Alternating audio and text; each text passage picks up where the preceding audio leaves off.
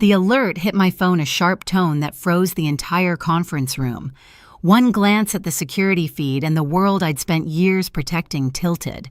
My sister Lila was standing in the middle of my apartment, sunlight glinting off the folders she'd pulled from my safe.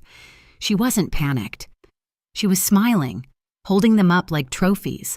I was 300 miles away in a federal building, watching betrayal unfold in real time. My badge hung around my neck, my pulse in my throat. That moment, I didn't yell. I didn't rush home. I just stared at the screen and thought, she really believes the rules don't apply to her. So I made one quiet call, the kind that doesn't end with tears, but with sirens. Before I tell you what happened when those sirens reached my family's front door, tell me, where are you listening from? So I know I'm not the only one who's learned that sometimes justice has to start at home. When people picture families, they imagine warmth. Mine looked warm from the outside. 2 proud parents, a golden younger daughter and me, the quiet one, who worked for the government. We took perfect Christmas photos, the kind that made neighbors comment, "You're so lucky to have each other." Luck had nothing to do with it. It was hierarchy dressed as love. I was 30, working long hours at the Treasury Department, tracking fraudulent securities across international accounts. I couldn't talk about it, not the clearances, not the investigations, not even the cases I'd cracked. My parents assumed I shuffled papers in a cubicle. When neighbors asked what I did, Mom would smile and say Emma keeps the lights on in D.C. I never corrected her. Explaining the truth to people who'd already decided I didn't matter felt like explaining color to someone who'd chosen to live blind. Lila was the opposite, light, loud, magnetic. She had a way of filling space until no one else fit. Growing up, she'd borrow my clothes without asking, take credit for my ideas, and get away with it because she'd tilt her head, laugh, and say, "Oh, Em doesn't mind." I minded. I just learned early that pointing it out made me sound jealous. Our parents loved that version of her charming, ambitious, a future socialite. She'd married young to Grant, a dentist, who drove a new SUV every other year. Their house had an open floor plan and a wine fridge, the kind of things Mom mentioned like merit badges. Whenever I visited, Dad would joke, "Maybe one day you'll have a real job and buy a place like this." I'd smile the same practiced curve I used at federal briefings when senators interrupted me mid-sentence. I wasn't bitter, at least I told myself I wasn't. I'd built a life that meant something. Every folder I touched at work held the weight of national trust. Every password, every clearance test reminded me I carried more responsibility than they'd ever imagine. Still, there were nights I'd sit in my quiet apartment, scrolling through their group photos, captions full of hearts, and feel the same dull ache that started years ago, the kind that comes from being in the picture but never really seen. 2 weeks before it happened, Lila called out of the blue. "You should come home for dinner next Thursday," she said. "We're doing something big, family only." Her tone had that syrupy sweetness she used when she wanted something. I said yes anyway. Maybe a part of me still wanted to believe we could be normal. Maybe I just wanted to stop feeling like a guest in my own family. The night of that dinner, I drove up to my parents' house with the same quiet dread that always came with family gatherings. The driveway was full. Mom's sedan, Dad's truck, Lila's white Range Rover gleaming under the porch light. Through the front window, I could already see her moving around the dining room, laughing radiant like the host of her own show. Inside, the air smelled like rosemary and wine. Mom hugged me too tightly the way she did when she was nervous. "You made it, honey," she said, glancing at my blazer. "Still dressing like a lawyer, I see." I smiled, set down the bottle of wine I'd brought, and took my seat at the far end of the table. Dinner started fine banter, gossip updates on Lila's kids. Then halfway through the meal, she cleared her throat. "I actually have some news," she said, eyes flicking toward Grant. "We've made a big investment, college funds for the boys, maybe even a lake house later." Dad beamed. "That's my girl, always thinking ahead." I raised an eyebrow. "Investment?" "What kind?" Lila smiled, that practiced smirk that never reached her eyes. "You'll see." She reached down beside her chair, and when her hand came back up, it was holding a thick stack of folders. My folders. She stood holding them high enough for everyone to see. "Found your little savings, sis." For a second, I thought I'd misheard. Then I recognized the labels, serial numbers, treasury seals, the exact files that had been in my locked safe. Dad frowned. Savings. What's that supposed to mean? Apparently, Lila said, laughing, Emma's been keeping a little nest egg tucked away. Old bond certificates, whatever they are. Don't worry, nothing illegal, just dormant. She waved them in the air like confetti. Mom leaned forward, eyes wide with pride. Emma, that's so thoughtful. You saved all this for your nephews. Thanks for the college fund, Lila said, smirking. Parents beamed proudly. I couldn't move. The room felt too small, the chandelier light too bright. My family was smiling over stolen federal property, and not one of them realized it. I managed to say, Where did you get those? Lila shrugged. From your office. You really should change your lock, by the way. It's practically child's play. Grant chuckled nervously. She's got a point. If I found $500,000 sitting around, I'd probably do the same. Mom swatted his arm playfully. Don't tease. Emma won't mind. I looked from face to face. No one met my eyes. In that moment, it wasn't just about the folders. It was the years of being dismissed, reduced, misunderstood. The slow erosion of being the reliable one in a family that only noticed noise. Lila tucked the folders into her designer purse. We'll make sure the money works for the family, she said. You can thank me later. I pushed back my chair, the sound sharp in the silence. Enjoy your dinner, I said softly. I've got something to take care of. No one stopped me as I walked out. The night air outside was sharp enough to sting. I stood on the porch for a full minute, listening to laughter still leaking through the walls like it belonged to another world. My hands were steady when I pulled out my phone.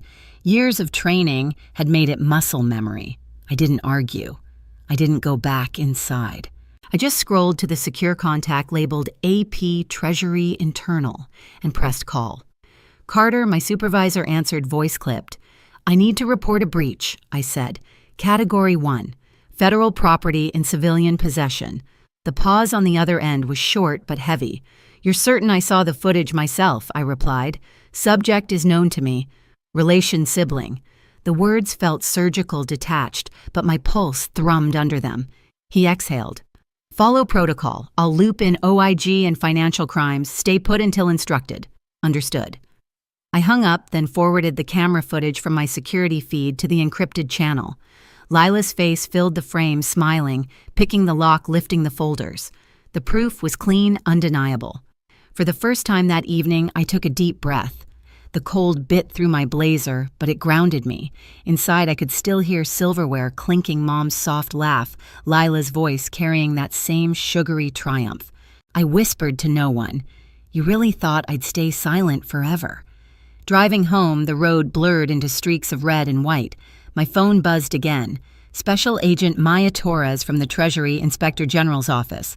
Ms. Carter, we received your report. The bonds are now flagged in the federal database. A team will respond tonight. Copy that, I said. They're at my parents' residence. I'll cooperate in full. Her voice softened just a fraction. We know this isn't easy. It's necessary, I said. By the time I reached my apartment, the adrenaline had settled into something colder. I poured a glass of water, stared out at the city lights, and replayed the scene at dinner in my head. Their smiles, the casual betrayal. When I joined Treasury, I'd signed an oath, one that meant following the law above personal ties. I'd always thought it was a formality, something you'd never truly have to test. Until now. I checked the clock. 9:07 p.m. The response team would be on the move soon. In the quiet, I pictured the inevitable scene, the knock, the confusion, the realization. For years, my family had mistaken my silence for weakness. Tonight, they'd learn what silence actually meant. Before going to bed, I sent one last message to Agent Torres. I'll be at the residence in the morning to give my statement. Confirm when secure. Her reply came seconds later. Understood. Team en route now. I put the phone face down, exhaled, and let the weight of the choice settle. It wasn't vengeance, it was accountability. And by morning, the law would already be knocking on their door. The next morning, the news broke before sunrise. My phone vibrated non-stop, internal Treasury alerts, database confirmations, procedural approvals. The system had done what it was designed to do. The bonds were officially marked as stolen federal property. Their serial numbers had already triggered automated flags across every financial network in the country, but I didn't check the reports. I didn't need to. I knew exactly where the agents were going and exactly what they would find. By 7 p.m. that night, I was back in Philadelphia, pulling into my parents' driveway. The same Range Rover sat gleaming under the porch light, same laughter drifting through the dining room window. For a moment, I thought absurdly that nothing had changed, that the world could still rewind 12 hours. I knocked once and walked in. Dinner was already underway. Lila looked radiant again, dressed in something silky, her hair perfectly curled. Mom turned, startled. "Emma, we didn't think you'd come back. I had unfinished business," I said quietly, taking the seat across from Lila. Her smirk flickered but didn't vanish. "You cooled off yet? Look, if it's about the bonds, don't freak out." I talked to an advisor. He said they're basically antique certificates worth maybe 10 grand. We'll cash them next week, reinvest. "Stop." My voice cut through the table noise like glass snapping. "You're not cashing anything." Dad frowned. "Emma, honey, there's no need for that tone. There's every need I said. Those aren't antique certificates. They're bearer bonds issued by the United States Treasury. Federal Securities. Registered, tracked." Grant blinked. "Wait, federal." $500,000 worth, I said. "Stolen from a classified safe." The air went still. Even the clock in the kitchen seemed to hold its breath. Lila laughed too loudly. "You're joking." "I'm not." "Then what you think I stole from the government?" "From my own sister?" "I don't think I said." "I know. The footage is already in federal custody." Mom's hand trembled on her wine glass. "Emma, sweetheart, surely there's a way to handle this privately." She didn't mean she broke into a secure residence, bypassed an electronic lock, opened a safe, and took protected instruments. "That's not a misunderstanding." Lila's voice rose desperate. "They were just sitting there. You weren't using them. You never tell anyone what you do." "How was I supposed to know that's what clearance means, Lila?" I said. "You're not supposed to know." The sound that followed wasn't thunder, but it felt like it. A pounding knock shook the front door. 3 beats, then a woman's voice. Treasury Inspector General opened the door. Every head turned toward me. I stayed seated. "That'll be for you." Lila froze. "You didn't." I said nothing. Dad pushed back from the table. "I'll see who it is."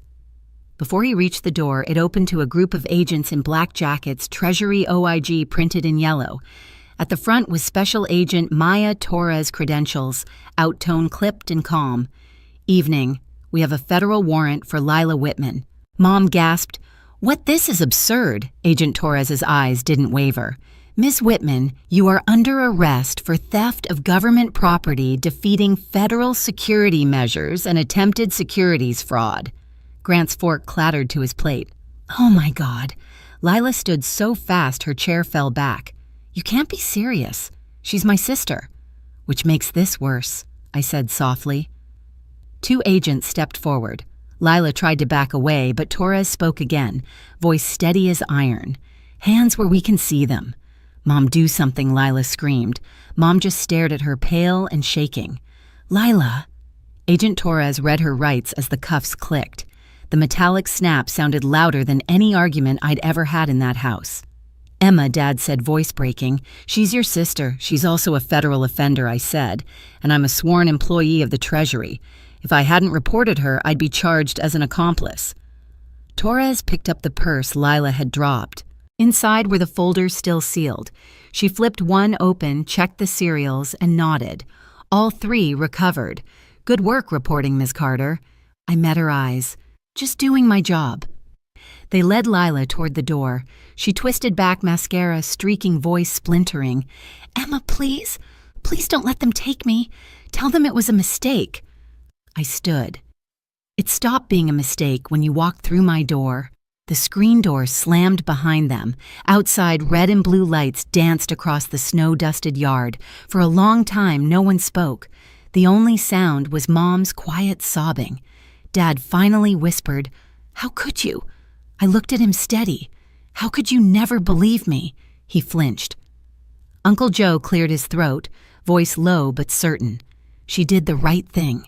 Grant sank back, staring at his untouched wine. "Right or not, our lives are over." "No," I said, just finally honest. Torres reappeared at the door. "Missa, Carter, the bonds will be logged at headquarters tonight. We'll need your formal statement in the morning. I'll be there, I said. She gave a single nod, then disappeared into the night. I turned back to my parents. They looked smaller somehow, like the truth had shaved years off them. You wanted to believe she could do no wrong, I said. Now you can see what that costs. No one answered. When the sirens faded, I walked outside. The air was cold and raw. From the driveway, I could still see the reflection of the flashing lights disappearing down the road. I didn't feel triumphant. I didn't feel sorry. I just felt free because for the first time, the silence in that house wasn't mine to carry anymore. The trial came faster than anyone expected. Within weeks, the footage from my apartment was entered as evidence high-definition, time-stamped, inescapable. Lila's face filled every frame, picking the lock opening. The safe lifting the folders with that same triumphant smile.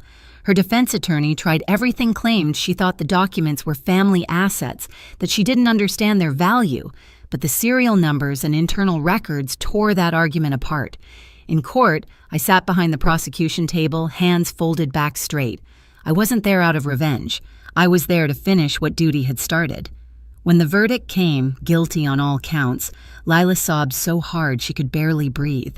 The judge's voice stayed calm as he read the sentence: 12 years in federal prison, $500,000 in restitution, $150,000 in fines. Mom cried quietly in the gallery. Dad stared at the floor, lips pressed white.